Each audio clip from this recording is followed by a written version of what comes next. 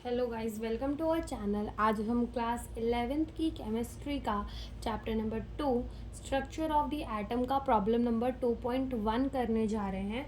Start करते हैं अपने क्वेश्चन को। सबसे पहले रीड करते हैं कि हमारे क्वेश्चन में हमें दिया क्या है।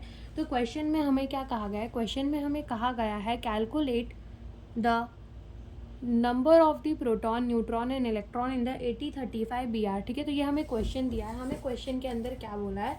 क्वेश्चन के अंदर हमें एक एलिमेंट दिया है BR, ठीक है, और यहाँ पे लिखा हुआ है 80 और यहाँ पे लिखा हुआ है क्या 35।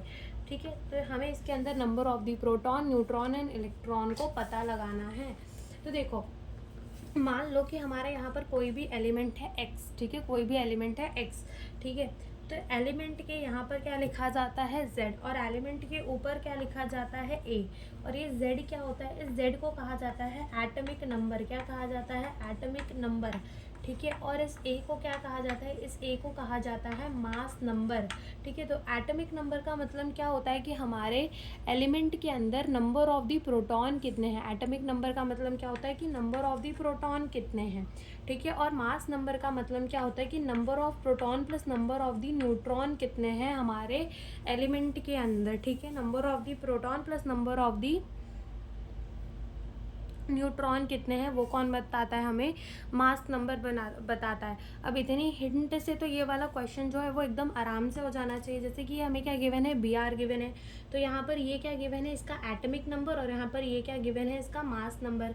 तो एटॉमिक नंबर हमने बोला कि नंबर ऑफ द प्रोटॉन हमारे उतने ही होते हैं जितना हमारा एटॉमिक नंबर। तो यानी कि हम नंबर ऑफ द प्रोटॉन बता सकते हैं कि नंबर ऑफ द प्रोटॉन कितने होंगे? 35 होंगे। फिर बात आती है कि नंबर ऑफ द न्यूट्रॉन कितने होंगे और नंबर ऑफ द इलेक्ट्रॉन कितने होंगे। तो इतना समझ लो कि जितने नंबर ऑफ द प्रोटॉन होते हैं उतने ही क्या होते हैं? नंबर ऑफ द इलेक्ट्रॉन होते हैं। तो यहाँ पे नंबर ऑफ द इलेक्ट्रॉन भी कितने हो जाएंगे? हमारी 35। फिर आता है नंबर ऑफ द न्यूट्रॉन कितने होंगे, ठीक है। नंबर ऑफ द न्यूट्रॉन कितने होंगे? तो हमने क्या बोला कि मास नंबर क्या होता है? मास नंबर होता है number of proton plus number of the neutron, ठीक है। यानी कि हम ऐसा लिख सकते हैं कि हमारे नंबर ऑफ द न्यूट्रॉन क्या होंगे? हमारे नंबर ऑफ द न्यूट्रॉन होंगे a minus number of the proton.